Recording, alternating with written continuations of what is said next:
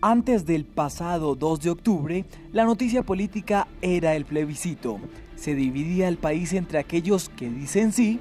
Nosotros le decimos sí a la paz porque es el fin de las FARC y no se nos ocurre una mayor bendición para Colombia. Y aquellos que dicen no. El Centro Democrático va con toda decisión por la campaña, por el no hasta el final.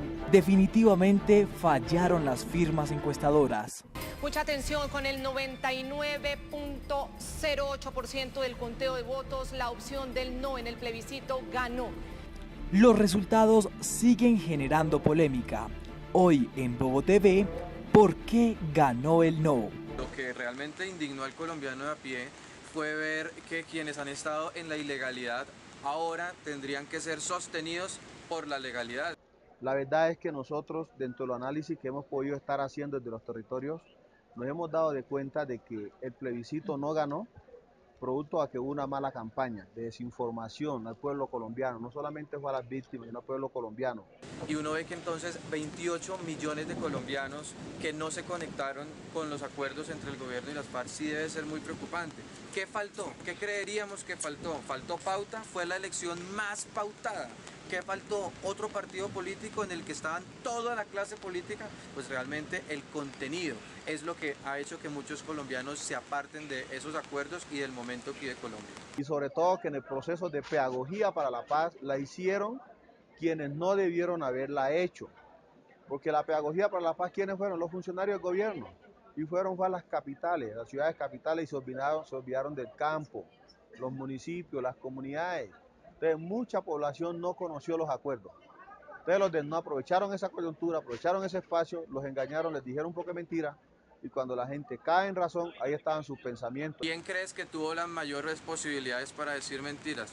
El que tuvo las encuestas, el que tuvo los medios de comunicación. Ahí quedó algo muy puntual expresado, y fue: la opinión pública no es la opinión publicada.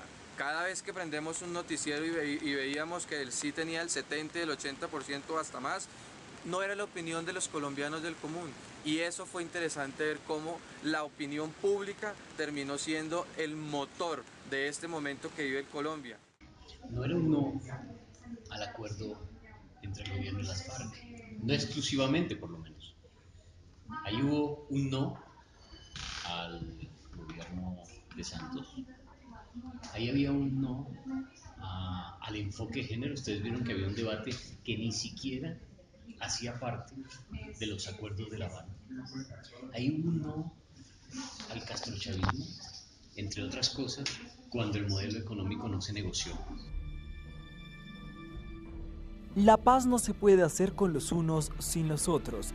Diferentes sectores afirman que los puntos más polémicos fueron el de participación en política y justicia. Que el poder destructivo de los que siembran odio y rencor haya influido en la opinión de la población colombiana. Es un muy mal ejemplo para las nuevas generaciones poder decirle que las personas que cometieron delitos de lesa humanidad, decirle a nuestros hijos o a nuestros hermanos pequeños, decirle: esa persona cometió un delito de lesa humanidad, pero nunca fue a la cárcel. Pero el país no entendió que era la justicia restaurativa. Gran parte del país lo que pide es ver un tipo detrás de una reja, con un uniforme del preso. Porque nosotros sabemos de que muchos miembros que están hoy en la FARC y en los otros grupos guerrilleros son miembros de nuestros propios territorios. Hay muchos jóvenes metidos y adultos mayores en nuestros propios territorios y no los podemos expulsar. Ante lo contrario, los tenemos que recibir.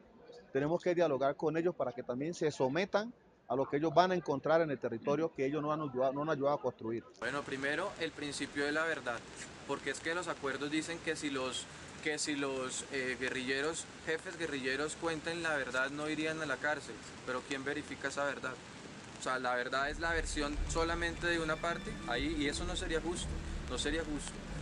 El secretario de Naciones Unidas, Ban Ki-moon, el Papa, los presidentes de la región y gran parte de la comunidad internacional le dieron el apoyo al presidente Juan Manuel Santos.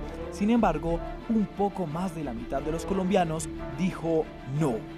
¿Para qué va a venir el Papa aquí? ¿Cuál es la intención que el presidente expresa de que venga el Papa o que vengan otros reyes? No, aquí lo que hay que pagarles a los profesores que están diciendo que no les han pagado y van a ir a paro, como lo han anunciado en los últimos días. Es que la paz no inicia ni en Inglaterra ni en otros lados, la paz inicia con una historia escrita de una forma diferente. ¿Y quién más que los profesores pueden dar fe de cómo educar a los colombianos de una forma diferente? En Colombia nosotros pensamos que había un consenso general sobre los derechos fundamentales. Pensamos que eso era obvio, pues no es obvio.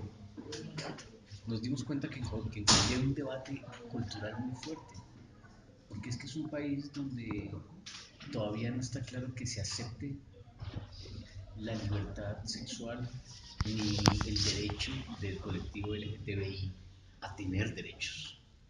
Es un país que no le gustan ni los afrodescendientes ni los indígenas, pero es un país donde a las mujeres no se les quiere dar espacios de participación reales, igualitarios. Es decir, es un país con unos problemas sociales que la gente fue y los expresó en las urnas. La historia del país continúa. Que haya ganado el no significa que todo llega hasta aquí. El pueblo colombiano tendrá que seguir afrontando retos. Bueno, retos hay muchos.